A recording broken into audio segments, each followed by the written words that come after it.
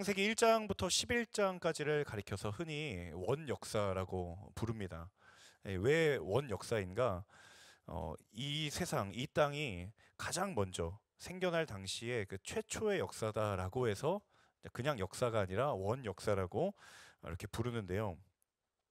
사실 성경의 기록은 우리가 궁금해하는 것들 혹은 우리가 알기를 원하는 것들을 그것에 대해서 다 해결해 주거나 다 답변해 주는 성경이 사실은 성경의 기록 목적은 아닙니다. 그래서 이제 사람들은 이것을 가지고 성경이 불완전한 것이다. 혹은 성경은 믿을 수 없는 것이다라고 말하는 사람들도 있죠. 자, 그런데 이제 한편으로 곰곰이 생각해 보면요. 이제 인간이 성경을 다 이해할 수 없는 것이 어쩌면 그게 당연한 것이 아닌가라는 생각이 듭니다. 왜냐하면 성경은 철저하게 하나님에 관한 증언인데 사실 그 하나님은 제한이 없으시고 한계가 없으신 분인데 그 하나님을 성경을 통해서 이해하고 받아들이는 우리라고 하는 존재는 사실 하나님에 비해는 너무도 연약하고 제한이 많은 존재이죠. 그렇기 때문에 단지 성경에 기록되지 않았다라는 이유 때문에 우리가 하나님을 제한하고 혹은 하나님을 불완전하다고 말하는 것은 어떻게 보면 이것만큼 어리석은 생각은 없을 것 같다라는 생각이 듭니다. 요한복음 맨 마지막 맨 마지막 절에서는요, 이것을 이렇게 이야기합니다. 요한복음 21장 25절 함께 읽겠습니다. 이 밖에도 예수께서 행하신 다른 일들이 많이 있으나 그 모든 것을 낱낱이 다 기록한다면 이 세상이라도 그 기록한 책을 다 담아주지 못할 것입니다. 자, 예수님의 행하심도 성경이 다 기록하려고 한다면 이 요한복음의 고백처럼 다 기록할 수가 없다.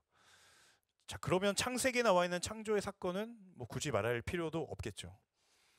그래서 창세기 1장과 2장에 나와 있는 이 6일간의 천지 창조의 이야기는 사실은 이 태초의 창조의 사건이 무엇인가 우리에게 어떤 정보나 그 창조에 관한 지식을 전달하려고 하는 목적이 아닙니다.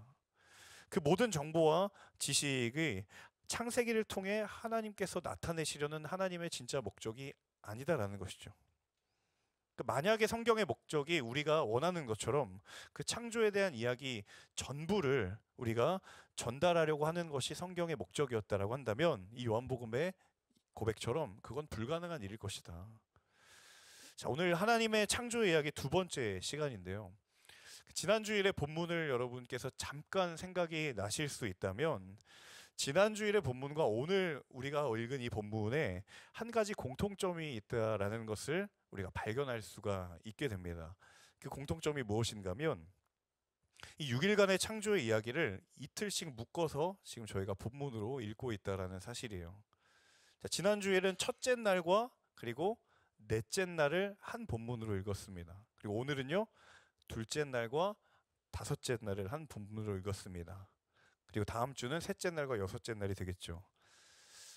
천지창조의 6일간의 이야기가 설교가 참 쉽지가 않기 때문에 이제 교회에서 빨리 지나가려고 묶어서 가는 건가? 네, 그렇지는 않고요. 여기에는 굉장히 중요한 이유가 있습니다. 사실 이 창조 안에 담겨져 있는 하나님의 그림과 하나님의 계획이 있기 때문이에요. 그것을 이 두 날짜씩 묶으면서 바라보면 보이지 못했던 것들이 보이는 것입니다. 그것이 무엇인가 하면 처음 3일간에 창조되었던 것이 이 나중 3일 동안의 창조의 토대가 되었다라는 것을 발견하게 돼요. 첫째 날과 넷째 날, 둘째 날과 다섯째 날, 그리고 셋째 날과 여섯째 날, 이 각각 짝을 이루고 있는 이유는 그 처음 3일간의 창조가 나중에 3일간에 창조된 것들의 토대가 되는 거예요. 자, 첫째 날 우리 지난주에 본문에 하나님께서 빛과 어둠을 만드셨어요. 그리고 그 짝을 이루는 넷째 날에는 해와 달과 별이 만들어졌습니다. 자, 해와 달과 별이 존재하기 위해 필요한 토대는 바로 빛입니다. 빛이 있기 때문에 해, 달, 별이 존재가 가능한 것이죠. 자, 오늘 본문도 둘째 날 마찬가지죠.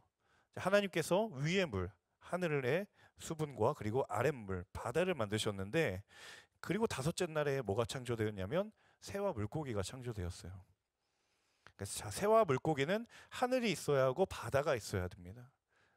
그들이 존재하기 위한 토대가 하늘과 바다였던 것이죠. 자, 무슨 의미인가 하면 하나님께서 굉장히 치밀하고 계획적으로 이 창조의 일들을 이루어 오셨다라는 사실입니다.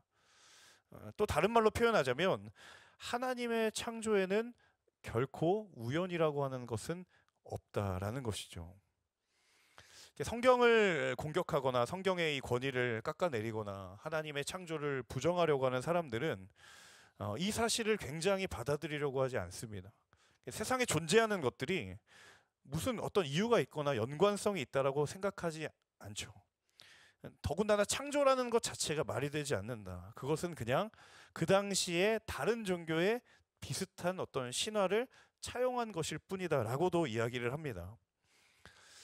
심지어는 오늘날에 이제 진화를 믿고 이 세상의 인간의 존재가 이 진화가 바로 그걸 풀어나가는 열쇠가 된다라는 그렇게 생각하는 사람들은 뭐 말할 것도 없지만 심지어 창조를 믿는 사람 중에서도 그럼 어떻게 창조가 되었는가라고 생각할 때 알 수는 없지만 우연적인 무언가에 의해 창조가 되었다라고 생각하는 분들도 계십니다.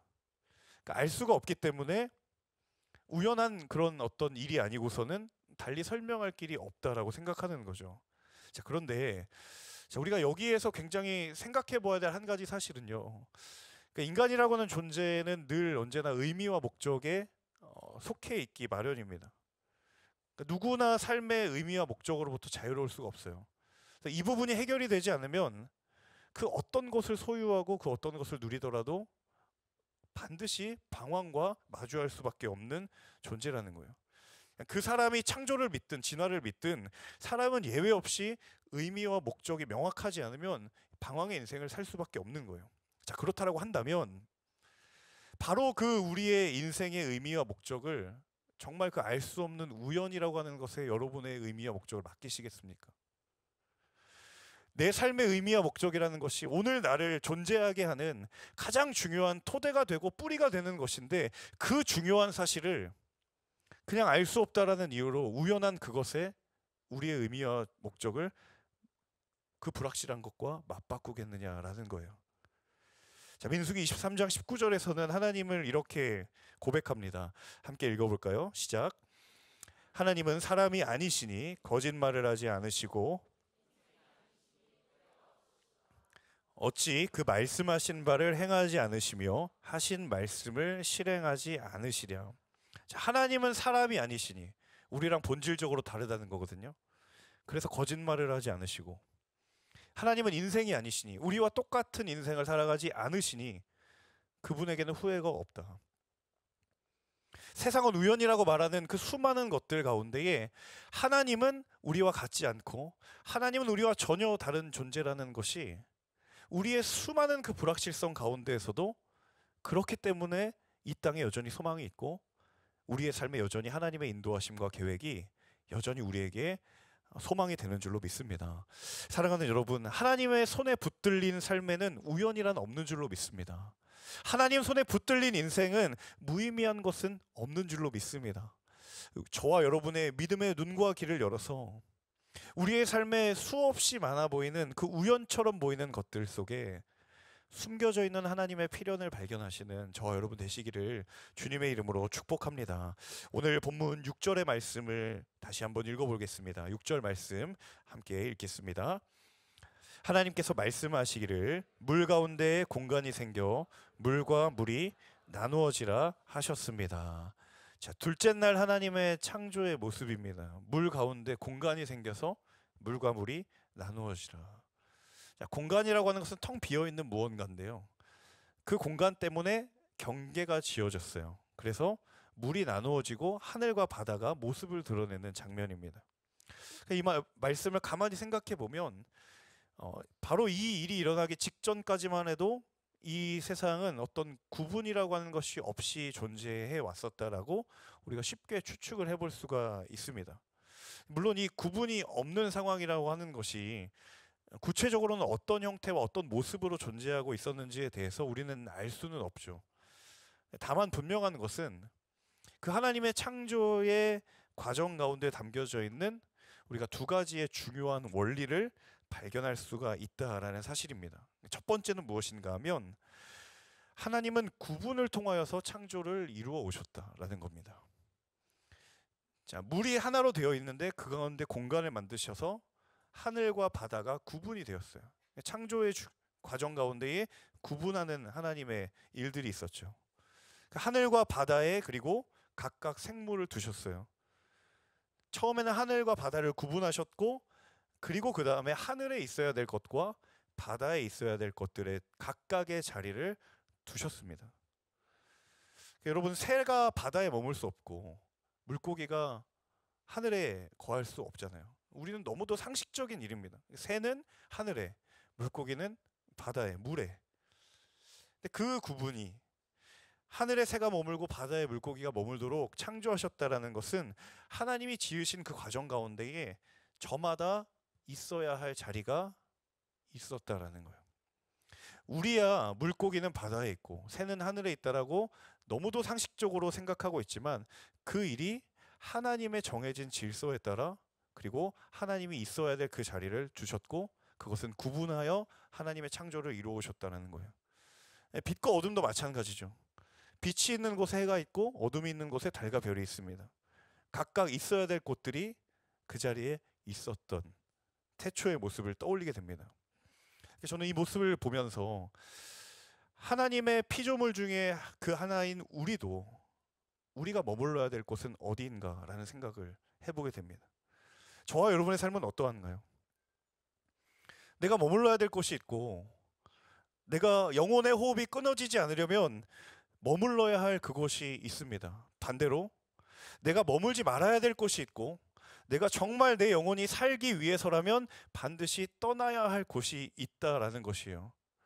그런데 안타까운 사실은 얼마나 자주, 그리고 얼마나 많은 부분에 있어서 이 두 자리를 혼돈하면서 우리가 살아가는지 모릅니다.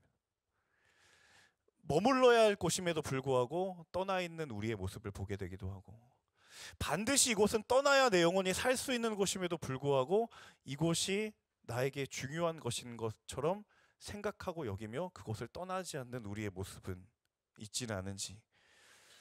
사랑하는 여러분, 하나님께서 우리에게 영적으로 구분된 자리를 허락하신 줄로 믿습니다. 그리고 우리에게는 그 분별의 눈을 이미 우리로 하여금 그 분별의 눈을 주셨다라는 거예요. 요한복음에서 예수님이 그렇게 얘기하시죠. 내 안에 거하라. 그리하면 나도 너희 안에 거하리라. 여호수아는 이스라엘 백성들을 향해서 말했습니다. 오늘 너희가 섬길 자를 택하라. 나와 내 집은 오직 여호와를 섬기겠노라. 요한복음에 예수님도 우리가 머물러야 될 곳, 우리가 거해야 될 곳에 대해서 알고 있었고, 선지자 여호수아도 우리가 머물러야 될 곳이 어디인지, 그리고 떠나야 될 곳이 어디인지를 명확하게 알고 있었습니다. 사랑하는 여러분, 저와 여러분의 마음 가운데에 떠나지 말아야 할 자리를 떠나지 않을 수 있는 믿음을 허락하여 주시옵소서. 우리의 삶 가운데 머물지 말아야 될 자리를 떠날 수 있는 거룩과 순종의 결단이 우리 삶 가운데 일어나게 하여 주옵소서. 오늘 우리의 기도가 회복되기 원합니다. 이것이 우리의 기도가 되기를 간절히 원합니다. 두 번째 원리는요, 하나님은 질서를 향하여서 창조하셨다라는 겁니다. 질서를 향하여서. 방금 구분하신 이후에 각각의 생물들이 있어야 될 곳을 정하셨어요. 구분을 통해서 있어야 할 곳에 있어야 할 것을 두셨죠. 다르게 말하자면 하나님의 창조는 하나님께서 만드신 그 질서를 따라 이루어져 왔고, 그리고 그것이 구분되고 유지되기 위해서는 하나님이 만드신 질서가 필요했다라는 것입니다. 저는 이 질서가 인간이라면 누구에게나 다 존재하다라는 사실을 최근에 깨닫게 되는 하나의 사건이 있었는데요. 이제는 뭐 다 아시죠? 저희 집에 아들 둘이 있는 거. 네. 그 아들이 커가면서 이 두 아들들이 각자 자기 주관이 생기니까 진짜 웃지 못할 상황이 하루에도 몇 번씩 일어납니다. 근데 얼마 전에는 어떤 일이 있었냐면요. 첫째가 갑자기 자기 방문에 뭔가를 이렇게 붙이는 거예요. 그래서 뭔가 해서 딱 봤더니 정민겸 출입금지. 네. 정민겸은 저희 둘째 이름입니다. 참고로. 그래서 이제 애를 데리고 와가지고 동생, 너 이거 읽어보라고 그러면서 정민겸 출입금지. 너 들어오면 안 된다. 내 방이다. 라고 이제 이렇게 구별을 한 거예요. 그랬더니 둘째가 갑자기 그 반대방에 가가지고 백지를 하나 붙이는 거예요. 얘는 글을 못 쓰니까 자기도 붙이는 거예요. 그러고서는 형 출입 금지 말로 하는 거죠. 네. 저희 집에 이제 그 옷방을 제외하고는 이 두 방이 전부거든요. 그래서 저희 아내랑 제가 우리는 어디로 가야 될까? 이게 아이들이 누가 가르쳐 주지도 않았는데 이 구분과 질서를 이게 탑재하고 있다는 게 너무 놀라운 거예요. 도대체 이 아이들은 도대체 이걸 어디서 배웠을까? 심지어 출입 금지라는 말은 어디서 배웠을까? 자기들끼리 규칙과 룰을 만들면서 질서를 만들어가고 있는 거예요. 놀라운 사실은요, 우리가 느끼고 있든 느끼고 있지 않든 간에 우리는 하나님이 우리에게 주신 그 질서를 향한 방향성이 있습니다. 하나님이 만드신 바로 그 질서를 따라 살아가고 있다는 사실을 아무리 우리는 부인하고 싶지만 사실은 우리의 삶의 곳곳을 살펴보면 그 질서의 흔적들이 있다는 거예요. 근데 어떤 사람들은 이게 하나님과 무슨 상관이 있느냐라고 말하기도 하고, 어떤 사람들은 그건 교육을 통해 배우는 거다라고 말하기도 하고요. 또 어떤 사람들은 그건 윤리와 도덕이 있기 때문에 가능한 것이다. 자, 그런데 그 윤리와 도덕은 그것조차도 어디서 비롯되었습니까? 우리에게 아무도 알려주지 않았지만 법을 지키지 않으면 그 법을 지켜야 된다는 것과 위반하면 안 된다는 그 생각들이 본능적으로 우리 안에 있는데 도대체 그건 어디서부터 왔냐는 거예요. 그러니까 이미 하나님께서 우리에게 주신 그 질서를 향한 방향성들이 이 오래전 창조의 때부터 우리에게 심어두신, 그리고 이 세상 가운데 심어두신 그 방향성이 아니고서는 설명이 불가능하다라는 거예요. 근데 문제는 무엇인가 하면 이 생각을 할 때마다 점점 이 시대가 그런 질서를 부정하거나 허물려고 하는 방향으로 가고 있다. 좀 더 정확하게 말하면 이미 많은 부분에 있어서 허물어졌다 라는 생각을 하게 됩니다. 여러분, 직장에서 누가 상사가 질서라고 얘기하면 여러분 속으로 뭐라고 생각하시겠어요? 꼰대다. 또 시작됐다. 여러분의 속한 커뮤니티에서 누군가가 질서를 운운하면 그 순간 시대에 뒤떨어진 사람이 되고, 그 순간 그 사람은 구시대적인 발상을 하는 사람이 되어버렸어요. 부인하기 어렵지만 이 21세기 현대사회에서 질서, 체계 이런 것들은 다 옛날 얘기처럼 그건 너무 올드한 얘기다라고 시대 자체가 질서라는 것 자체에 노이로제가 걸린, 그저 그냥 질서는 교통법규 정도만 지키면 되는, 그게 우리에게 최소한의 질서이지 그냥 내가 생각하는 대로 살아가면 되는 세상이 되어버리고 말았어요. 여러분 분명히 기억할 것은 시대가 변하고 흘러감에 따라 분명히 우리 가운데 변화가 되어야 될 것들이 있습니다. 그런데 그럼에도 불구하고 분별하고 지켜야 될 것도 분명히 있다라는 사실입니다. 저는 이 땅의 크리스천들이, 그리고 교회가 그 하나님의 질서를 대적하는 흐름을 분별하고, 그리고 그 시대의 흐름과 도전에 하나님의 질서를 회복하라는 그 하나님의 명령 앞에 우리 모두가 부름받은 존재인 줄로 믿습니다. 그 사명과 부르심이 우리 가운데 있다라는 거예요. 가정 가운데 질서를 얘기하잖아요. 반사적으로 우리는 그런 생각합니다. 부모님께 순종하고 자녀들은 복종하고. 여러분, 그런 의미의 질서가 아니라 하나님이 정해놓으신 이 가정의 원리에 부모든 자녀이든 나이가 많은 사람이든 적은 사람이든 인생의 경험이 풍부한 사람이든 그렇지 않은 사람이든 누구나 그 하나님이 정해두신 원리에 기뻐하고 자발적으로 동의할 수 있는 그것이 질서라는 거예요. 그냥 권위를 내세워서 복종하라는 그런 의미가 아니라 하나님이 정해놓으신 그 질서에 누구나 다 예외 없이 기뻐할 수 있고 그 질서를 세울 수 있는 그 자리로 하나님 우리를 부르셨다는 거예요. 여러분의 가정에 하나님의 영적인 질서가 회복되기를 축복합니다. 우리가 속한 일터와 모든 관계들 속에 하나님의 영적인 원리가 저와 여러분을 통하여서 다시 세워지기를 주님의 이름으로 축복합니다. 7절의 말씀 같이 읽어볼까요? 7절 말씀 함께 읽습니다. 이처럼 하나님께서 공간을 만드셔서 공간 아래의 물과 공간 위의 물을 나누시니 그대로 됐습니다. 잘 아시는 것처럼 이 창세기는 모세가 하나님께로부터 받은 기록한 성경입니다. 그런데 이 모세가 그 살았던 시대, 바로 이스라엘 백성들과 함께 있었던 그 시대였죠. 이 말은 창세기를 처음 접하고 읽었던 이들이 누구였냐면 바로 이스라엘 백성들이에요. 특별히 그 이스라엘 백성들의 시대가 어떤 시대였어요? 모세와 함께했던 그 시대. 그러니까 이집트의 노예로부터 출애굽과 광야와 가나안에 이르러 가는 그 모세가 몸담았던 그 시대에 동시대에 함께 있었던 이스라엘 백성들.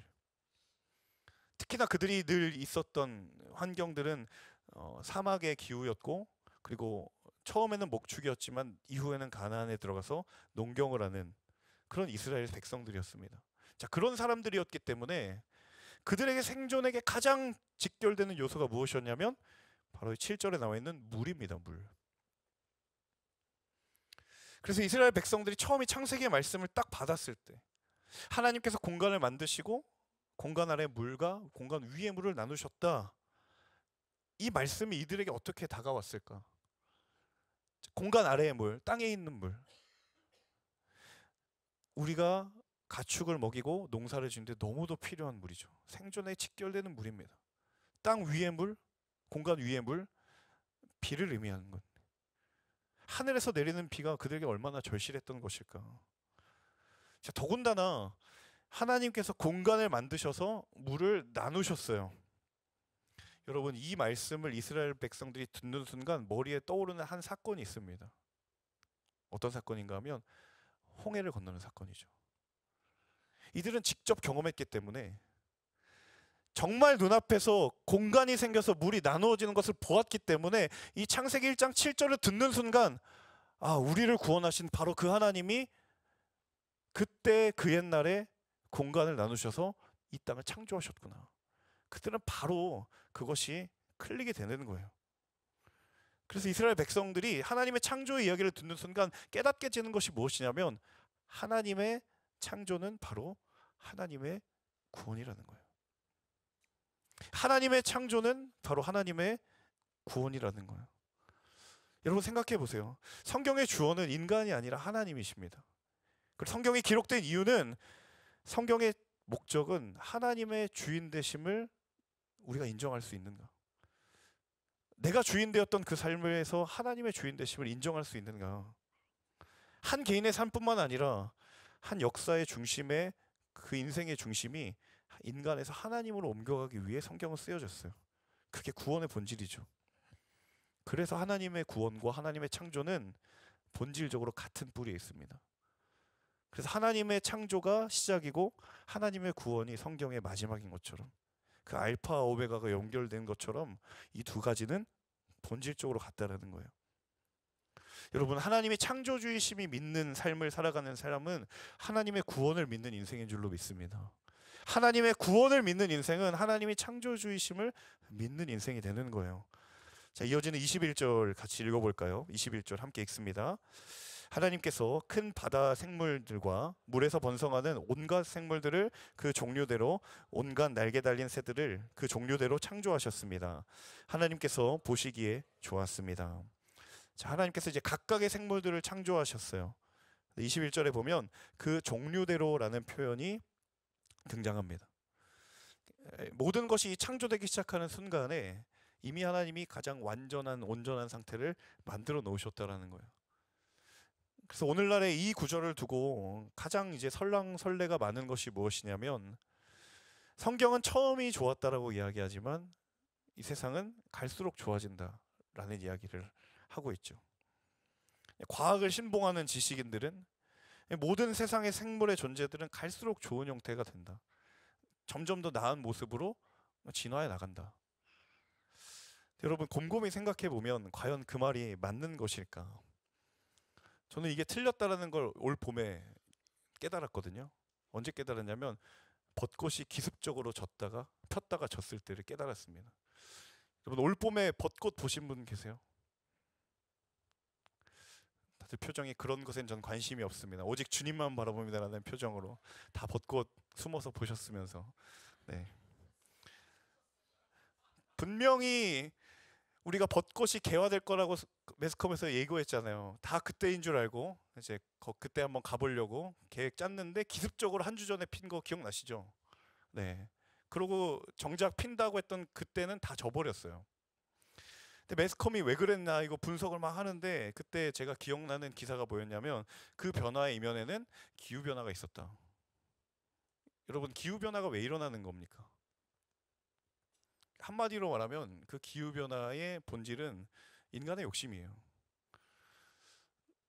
더 나은 삶, 더 나은 문명을 위해서 계속적으로 자연을 인간의 욕심에 따라 개발하고 사용하다 보니 원래 있었던 그 생태계의 사이클이 깨지면서 기후 변화가 일어나는 거잖아요. 네. 더 얘기하면 과학을 전공하시는 분들이 네, 뭐 이렇게 좀 갸우뚱하실 것 같아서 거기까지만 이야기하겠습니다. 네, 저도 나름 이과 출신이어서 여기까지는 알거든요. 네, 기후 변화가 왜 일어나는 건가? 인간의 욕심에 따라 원래의 그 사이클들을 인간이 인위적으로 그 질서들을 깬 거잖아요. 과연 그렇다라고 한다면 누가 이 방향성이 더 낫고 더 좋은 방향으로 과연 말할 수 있겠는가? 저는 벚꽃이 기습적으로 핀 사건만 봐도 정말 창조의 때가 가장 좋았다라고 저는 믿을 수밖에 없더라고요. 분명히 태초에도 벚꽃이 있었겠죠. 정말 개화의 타이밍에 폈을 거라고 생각합니다. 하나님의 창조의 때보다 과연 지금이 더 좋은 것이라고 말할 수 있을까? 이어지는 22절의 말씀입니다. 22절 말씀 같이 읽어볼까요? 하나님께서 그들에게 복을 주시며 말씀하시기를 새끼를 많이 낳고 번성해 바닷물에 가득 채우라. 새들은 땅에서 번성하라 하셨습니다. 자, 바다의 생물과 새들을 향하여서 하나님께서 축복하시며 말씀하세요. 이 축복을 한마디로 요약하면 다음과 같은 축복일 겁니다. 번성하라는 것, 충만하라는 것. 바다에 물고기가 있든 하늘에 새가 있든 새끼를 많이 낳고 번성하고 그 수가 많아질 것, 충만할 정도로 많아지는 것, 그게 하나님의 창조의 목적이었고 그 피조물들을 바라보면서 하나님이 하신 축복이었어요. 그런데 여러분, 이 축복 안에 너무너무 중요한 한 가지 본질이 있는데 그 본질은 무엇이냐면 바로 생명입니다. 번성을 하고 충만케 되는 것에 가장 전제가 되는 조건이 뭐냐면 그들 안에 생명이 있어야 합니다. 생명이 없는데 충만해질 수가 없잖아요. 생명이 없는데 번성할 수가 없잖아요. 어떠한 생물이든 번성하고 충만하려면 반드시 그 안에 생명이 존재해야 가능한 일입니다. 생명이 허락되지 않으면 절대로 번성하고 충만한 일은 일어날 수가 없습니다. 자, 그런데 성경이 그 생명의 본질을 무엇이라고 말하는가? 우리 마지막으로 시편의 말씀을 같이 읽고 함께 기도하기 원합니다. 시편 36편 9절의 말씀. 이 생명의 본질이 무엇인가? 함께 읽겠습니다. 진실로 생명의 원천이 주께 있사오니 주의 빛 안에서 우리가 빛을 보리이다. 생명의 원천이 주께 속해 있습니다. 모든 이 땅의 생물의 번성과 축복의 키가 되는 생명의 주권이 누구에게 있느냐면 바로 주께 있습니다. 나의 나됨이 시작되는 곳, 내 호흡이 시작되고 내 생명의 근원이 출발하는 것이 어디인가? 그 생명의 근원 대신 하나님으로부터 우리가 출발되었다. 그래서 하나님께 붙들린 삶, 하나님께 속해 있는 인생이라면 저와 여러분이 앉고 서는 것과 우리가 거하는 모든 삶의 자리가 하나님이 주인인 되심이 아니고서는 단 한 문장도 우리의 인생의 문장을 설명할 수가 없다라면 오늘 다시 한번 이 창조주 하나님께 우리의 모든 믿음의 고백을 겸손히 드릴 수 있는 저 여러분의 믿음의 고백이 되시기를 주님의 이름으로 축복합니다. 단 한순간도, 단 하루도 우리가 주의 인도하심과 주의 행하심 없이 우리는 살 수 없는 존재입니다. 수없이 그것을 부정하려고 해도, 수없이 그것을 인정하지 않으려고 해도 결국 인생의 결정적인 순간에 우리의 창조자이신 그 주인 되신 하나님의 그 앞에 설 수밖에 없는 그렇게 지어진 존재가 우리이기에 여러분 다시 한번 오늘 주께로 돌아가는 회복의 역사가 있기를 주님의 이름으로 축원합니다. 하나님 앞에는 결코 우연이 없습니다. 내 눈엔 우연일지 모르지만 그것은 하나님 앞에 필연입니다. 그 하나님과 복된 믿음의 걸음을 걸어가는 저와 여러분 모두가 되실 수 있기를 주님의 이름으로 축복합니다. 우리 함께 찬양하며 기도하기 원합니다. 하나님, 주의 신실하신 인도하심 앞에 주님이 있는 그곳에 내가 머물고 주님이 떠나라 말씀하시는 그곳에 떠날 수 있는 그 믿음의 사람, 그 믿음의 고백이 우리에게 있기 원합니다. 우리 이 시간 이 고백으로 함께 찬양하고 기도하겠습니다.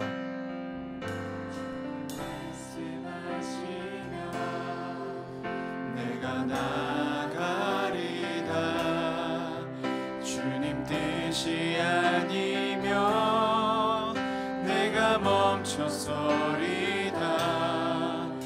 나의 가고 서는 것 주님 뜻에 있으니 오 주님 나를 이끄소서. 한 번 더 고백할까요? 주님 말씀하시면, 주님 말씀하시면 내가 나가리다.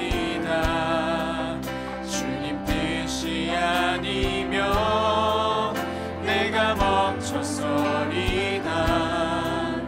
나의 가고 서는 것 주님 뜻에 있으니 오 주님 나를 이끄소서. 뜻하신 그곳에 내가 있기 원합니다. 뜻하신 그곳에 나 있기 원합니다. 이끄시는 대로 순종하며 살리니 연약한 내 영혼 통하여 일하소서. 주님 나라와 그 뜻을 위하여 오 주님 나를 이끄소서. 다시 한번 고백할 때 가능하신 분들은 자리에 일어나셔서 함께 찬양하며 나아가십시다. 주님 말씀하시면, 주님 말씀하시면 내가 나가리다. 주님 뜻이 아니면 내가 멈춰서리다. 나의 가고 서는 것 주님 뜻에 있으니 오 주님 나를 이끄소서. 우리 함께 고백합니다. 뜻하신 그곳에 뜻하신 그곳에 나 있기 원합니다. 이끄시는 대로 순종하며 살리니 연약한 내 영혼 통하여 일하소서. 주님 나라와 그 뜻을 위하여 뜻하신 그곳에 나 있기 원합니다. 이끄시는 대로 순종하며 살리니 연약한 내 영혼 통하여 일하소서. 주님 나라와 그 뜻을 위하여 뜻하신 그곳에 나 있기 원합니다. 이끄시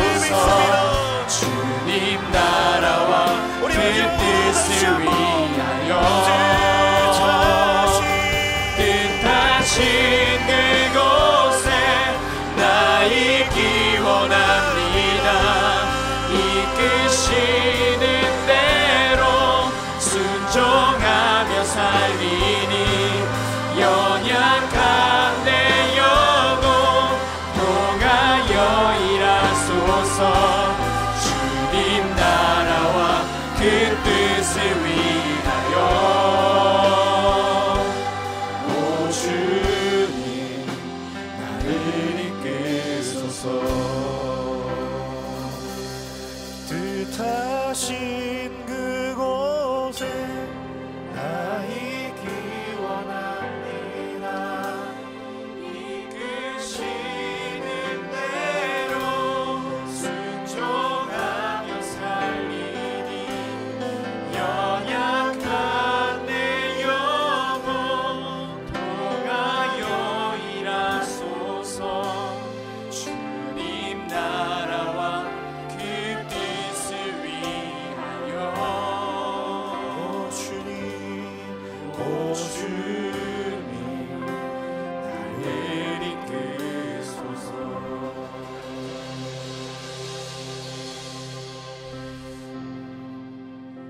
하나님, 이 창조의 모습을 바라보며 하나님께서 한치의 실수함과 오차도 없이 각각이 있어야 될 곳, 또 머물러야 될 곳을 구분하시고 하나님의 질서를 이루신 것을 바라보며 하나님, 그 많은 피조물 가운데에 우리도 하나님께서 지으신 피조물이신데 하나님, 우리가 머물러야 될 곳은 어디입니까? 또 우리가 믿음의 눈을 들어 떠나야 될 자리는 어디입니까? 하나님, 이 시간 함께 기도합니다. 하나님, 우리의 믿음의 눈을 열어 분별케 하여 주옵소서. 하나님, 우리가 거해야 될 그곳이 어디인지 하나님 말씀하시고 보이실 때에 그곳을 떠나지 않는 믿음의 결단이 있게 하여 주시옵소서. 하나님, 우리의 마음 가운데에 주께서 떠나라고 말씀하시는 그 자리를 떠날 수 있는 거룩의 결단이 일어나게 하여 주시옵소서. 우리의 믿음을 주님 손에 올려드리며 우리의 믿음의 눈과 귀를 열어달라고 이 시간에 한 간절한 마음으로 주님을 향하여 기도하며 나아갈 때에 주여 한번 외치며 기도하겠습니다. 주여,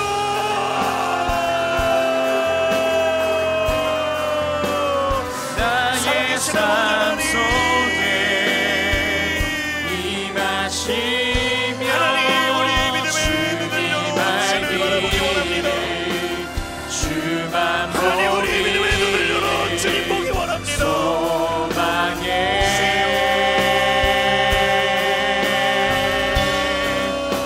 거룩히 살아가 주님 부르시는 그곳을 향하여 나아가는 믿음의 눈과 귀를 열어 주옵소서. 하나님이 선하시고 기뻐하시는 뜻이 무엇인지 분별케 되는 우리가 되게 하옵소서. 내 영혼아 믿음의 눈을 들어 주를 원하지어다. 내 영혼아 주를 믿음의 눈을 들지어다. 하나님, 우리의 믿음의 눈을 들어 주의 말씀을 분별케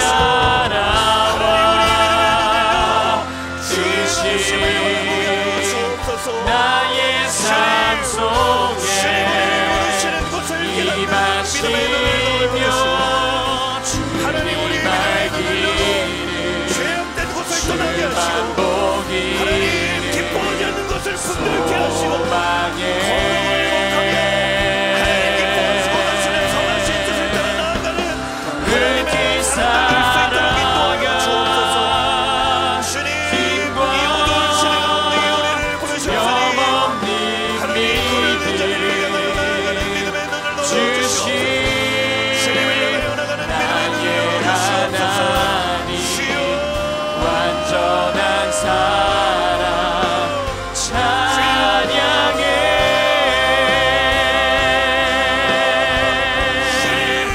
주님의 나라와 믿음의 선한 삶을 뜻이 우리 사랑하는 하나님의 나의 삶 속에 임하시며 주님 알기를 주만 보기를 소망해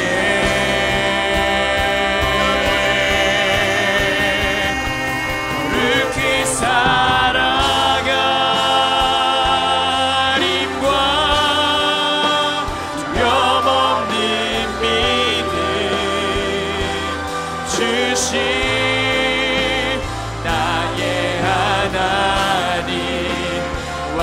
완전한 사랑 찬양해.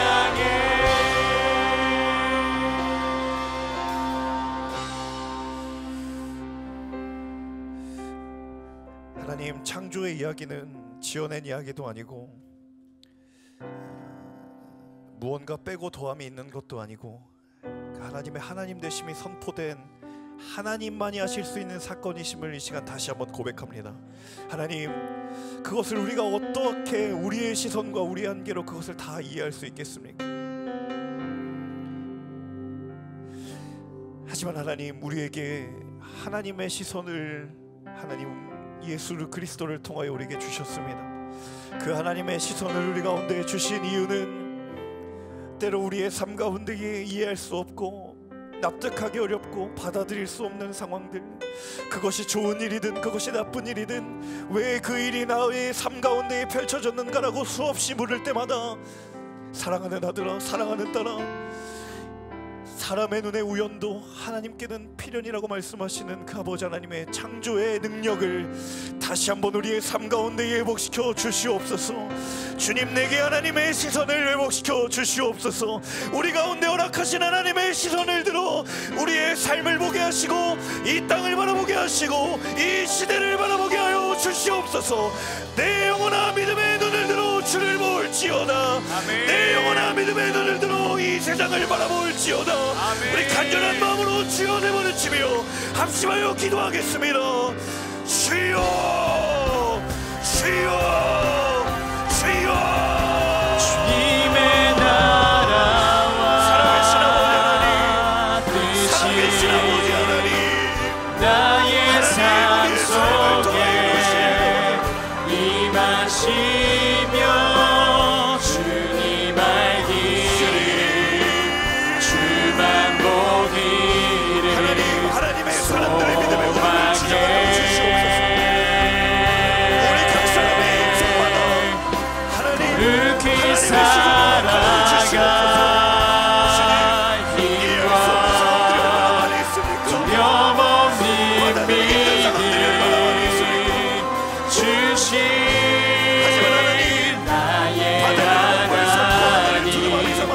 완전한 사랑 찬양해.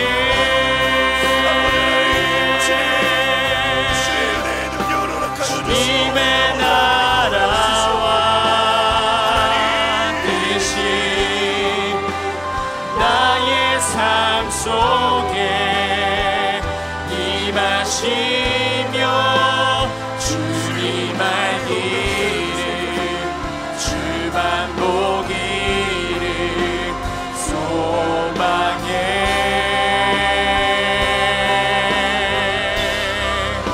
거룩히 살아갈 힘과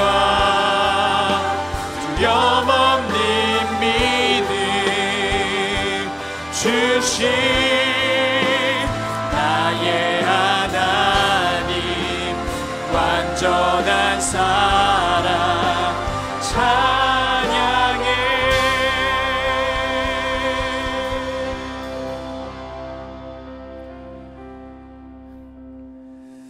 하늘을 두루마리 삼고 바다를 먹물 삼아도 우리의 인생을 향한 하나님의 사랑을 다 기록할 수 없다라고 고백하는 그 고백이 하나님, 내 인생을 향하여서도 이 시대를 향하여서도 하나님 말씀하십니다. 정말 우리의 인생을 향한 하나님의 계획하심을, 그 하나님의 인도하심을, 지금 나를 있게까지 하나님의 그 선하심과 인도하심을 내가 다 이해하려고 한다면 과연 그것을 우리의 시선으로 다 바라볼 수도 없을 것입니다.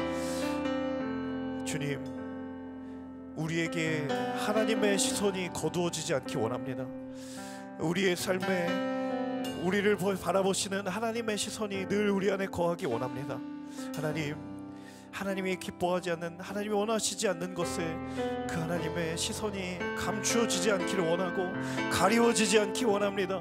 주님, 그 하나님의 창조하심을 다시 한번 말씀 가운데 바라보며 우리 인생에 수없이 많은 그 우연처럼 보이는 그 점과 같은 사건들도 하나님의 계획하심과 인도하심 안에 있음을 믿음의 눈으로 바라보며, 주님, 우리를 부르신 곳, 우리가 우리의 영혼이 머물러야만 호흡할 수 있고 살아날 수 있는 바로 그곳에 우리의 눈과 귀를 향하기 원하오니, 하나님, 하나님의 사람들 한 사람 한 사람을 이 시간 성령으로 붙들어 주시고 주님 인도하여 주시옵소서. 주님, 그 창조의 하나님, 그 구원의 주님, 하나님의 창조는 곧 우리 인생을 향한 구원의 행하심임을 우리의 삶의 모든 순간순간마다 경험하는 하나님의 사람들 모두가 될 수 있도록 주님 축복하여 주시옵소서. 우리 인생에 수없이 많은 자리들, 그 모든 자리들 가운데에 그 여백을 메우시고 그 빈 공간을 채우시는 그 선하신 주님을 기대하고 소망합니다. 그렇게 하실 주님의 이름을 찬양하고 감사드리며 이 모든 말씀 예수님의 이름으로 기도합니다. 아멘. 우리 하나님께 감사와 영광의 박수 올려드리겠습니다.